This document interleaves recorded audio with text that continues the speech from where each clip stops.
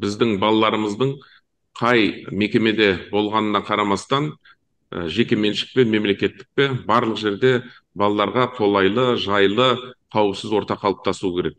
Сондықтан да жеке меншік білім мекемелерінде де осы балалардың қауіпсіздігіне қатысты мәдениетті қалыптастыру бағытында жұмысты одан әрі күшейту керек, жалғастыру керек. Бұл барлықтарыңызға қатысты. Сонымен қатар балалардың қауіпсіздігіне тек мемлекеттік органдар ғана емес, әрбір азамат, әрбір жеке кәсіпкер жауапкершілікпен қарауы тиіс.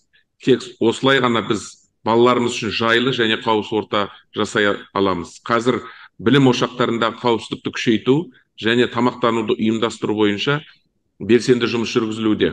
Сондықтан әсіресе кәсіп иелері осыны түсініп, үлкен жауапкершілікпен қараса екен деймін. Бұл бағытта да барлық білім басқармалары осы мәселеде қызмет атқарып жатқан кәсіпкерлермен де түсіндіру жұмыстарын ары қарай жалғастыруды тапсырамын.